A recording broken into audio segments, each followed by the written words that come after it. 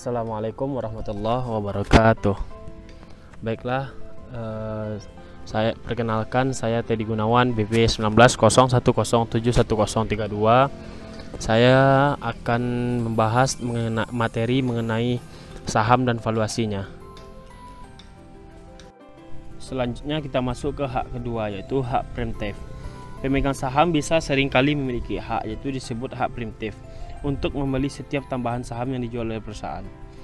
Di beberapa negara bagian, hak preemptif secara otomatis sudah dicantumkan dalam anggaran dasar setiap perusahaan. Di beberapa negara lain, hak ini harus ditambahkan secara spesifik ke dalam anggaran dasar. Tujuan dari hak preemptif ada dua. Pertama, mencegah manajemen suatu perusahaan menerbitkan saham tambahan dalam jumlah besar dan membeli sendiri saham-saham tersebut. Manajemen akibatnya dapat mengambil alih kendali perusahaan dan mengalahkan kehendak para pemegang saham saat ini. Tujuan yang kedua yaitu melindungi pemegang saham dari pendilusian nilai. Misal, beredar saham 1000 lembar saham biasa yang harganya masing-masing $100.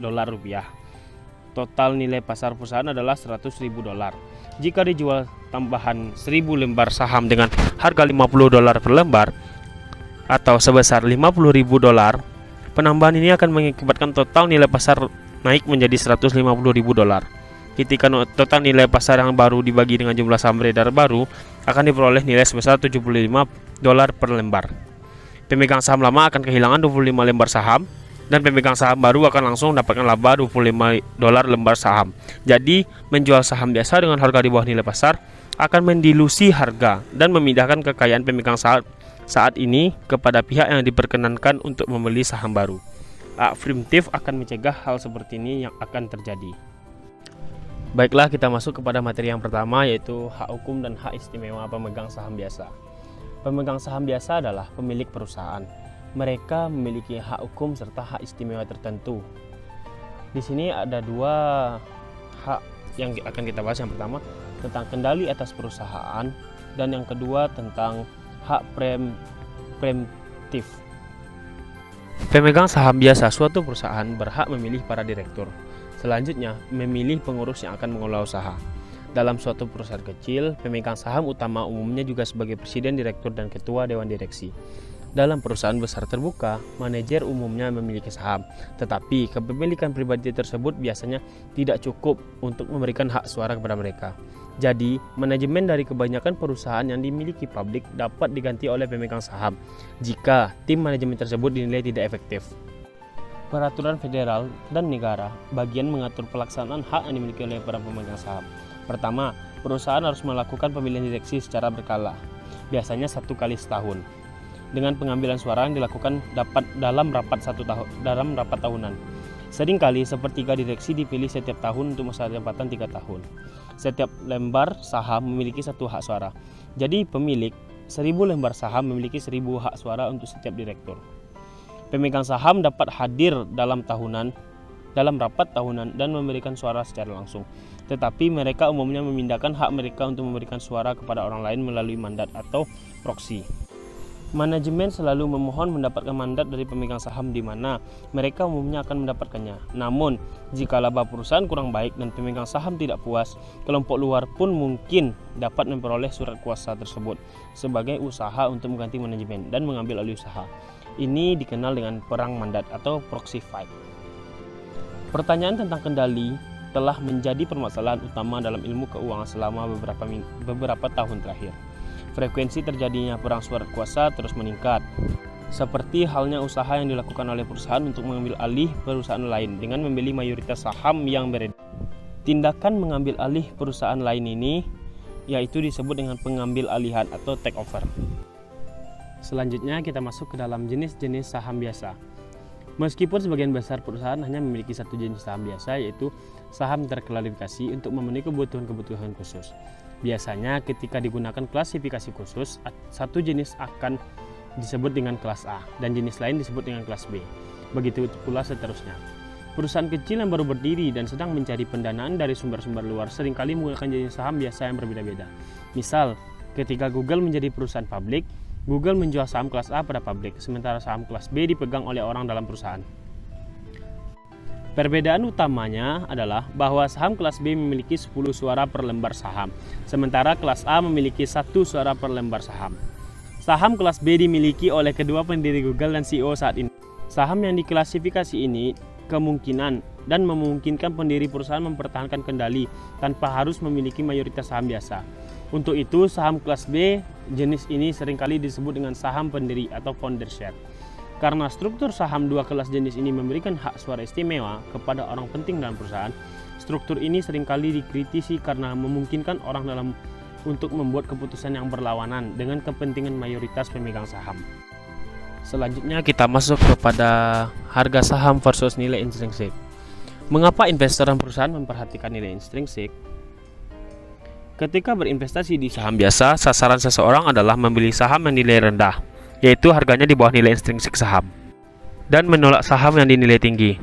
Konsekuensinya, investor institusional yang mengendalikan reksadana dan dana pensiun, dan banyak investor individu lain yang tertarik menemukan model andal yang dapat membantu memprediksi nilai intrinsik saham. Investor tentu saja sangat memperhatikan nilai intrinsik. Pertama, manajer harus mengetahui bagaimana berbagai aksi dapat mempengaruhi harga saham. Model nilai intrinsik yang kita cakup membantu menunjukkan koneksi antara keputusan manajerial dan nilai perusahaan. Kedua, manajer harus mempertimbangkan apakah saham mereka dinilai lebih rendah atau lebih tinggi sebelum membuat keputusan pasti. Dua model dasar digunakan untuk mengestimasi nilai intrinsik, yaitu model dividen terdiskonto dan model penilaian perusahaan. Model dividen berfokus pada dividen, sementara model perusahaan melampaui dividen dan berfokus pada penjualan, biaya, dan arus kas bebas. Di bagian selanjutnya, kita membahas tentang pendekatan ini secara lebih dalam. Selanjutnya kita masuk kepada model dividen yang didiskonto. Nilai saham biasa tergantung pada arus kas yang diharapkan akan dihasilkan, dan arus kas tersebut terdiri atas dua unsur: dividen yang diharapkan setiap tahun dan harga yang diharapkan akan diterima oleh investor ketika mereka menjual saham tersebut.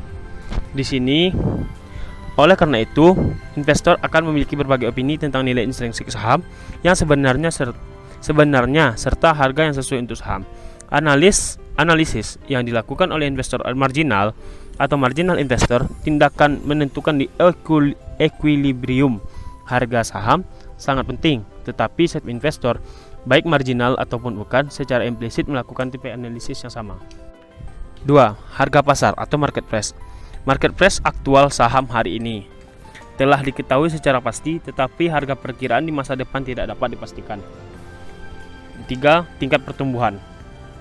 Tingkat pertumbuhan dividen yang diharapkan seperti diramalkan oleh investor.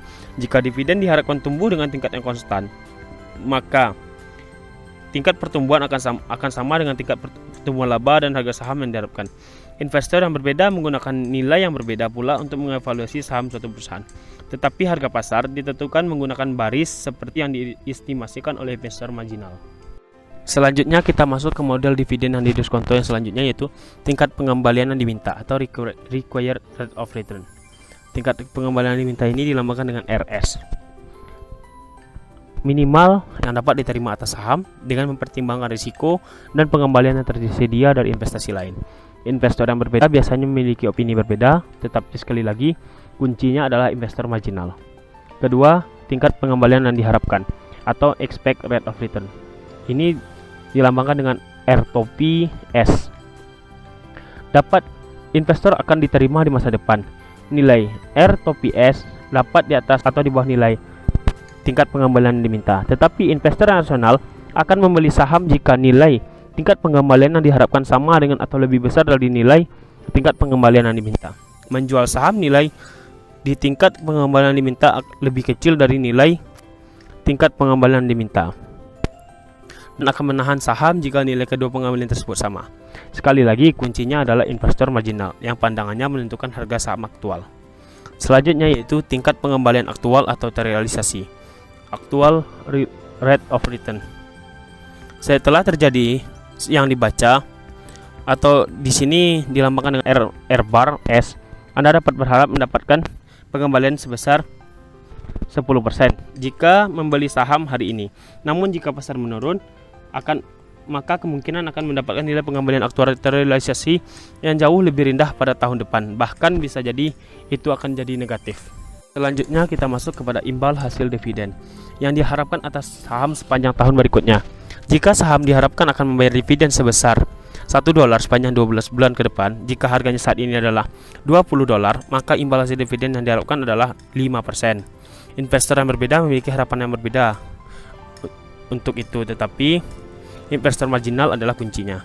Selanjutnya, imbal hasil keuntungan modal atau capital gain yield yang diharapkan atas saham sepanjang tahun berikutnya. Jika saham hari ini jual pada harga $20, jika saham diharapkan naik menjadi $21 pada akhir tahun pertama, keuntungan modal yang diharapkan adalah $1 dan imbal hasil keuntungan modal yang diharapkan adalah $1 atau 5%. Investor yang berbeda memiliki harapan yang berbeda. Tetapi kembali lagi pada kuncinya, yaitu investor marginal. Selanjutnya yaitu total pengembalian yang diharapkan. Imbal hasil dividen yang diharapkan ditambah imbal hasil keuntungan modal yang diharapkan, yaitu pada contoh yang setelah kita sampaikan tadi, imbal hasil dividen ditambah imbal hasil keuntungan modal, yaitu 5% ditambah 5% sama dengan 10%. Seluruh investor aktif berharap mencapai tingkat pengembalian di atas rata-rata mereka, yang berupaya mengidentifikasi saham yang nilai intrinsiknya melebihi harga saham saat ini, serta pengembalian yang diharapkan melebihi tingkat pengembalian yang diminta. Selanjutnya kita masuk pada materi dividen yang diharapkan sebagai basis nilai saham. Di sini nilai saham sama dengan P topi 0, yaitu sama dengan PV dividen yang diharapkan di masa depan. Bagaimana dengan kasus yang terjadi di mana investor berharap memiliki saham dalam jangka waktu yang terbatas, kemudian menjualnya. Dalam kasus ini, apa yang terjadi pada nilai P topi 0, kecuali jika perusahaan memiliki kemungkinan besar untuk dilikuidasi atau dijual dan akan hilang. Nilai saham sekali lagi akan ditentukan oleh persamaan. Untuk mengetahui, kita perlu mengakui bahwa bagi investor individual, arus kas yang diharapkan terdiri atas dividen yang diharapkan ditambah harga jual saham yang diharapkan. Namun, harga jualnya yang diterima investor saat ini tergantung pada dividen yang diharapkan investor di masa depan. Dan harga jual yang diharapkan oleh investor itu tergantung dari dividen di masa depan, dan seterusnya. Oleh karena itu, untuk seluruh investor saat ini dan nanti, arus kas yang diharapkan harus berdasarkan dividen masa depan yang diharapkan. Dengan kata lain, arus kas yang diberikan kepada pemegang saham hanya akan terdiri atas aliran dividen, kecuali perusahaan itu likuidasi atau dijual ke pihak lain. Jadi, nilai selembar saham harus ditentukan sebagai nilai sekarang dari aliran dividen yang diharapkan tersebut. Baiklah, mungkin hanya itu yang dapat saya sampaikan pada kesempatan kali ini. Jika ada kata-kata yang kurang jelas dan salah, saya mohon maaf. Wabillahi taufiq wal hidayah. Assalamualaikum warahmatullahi wabarakatuh.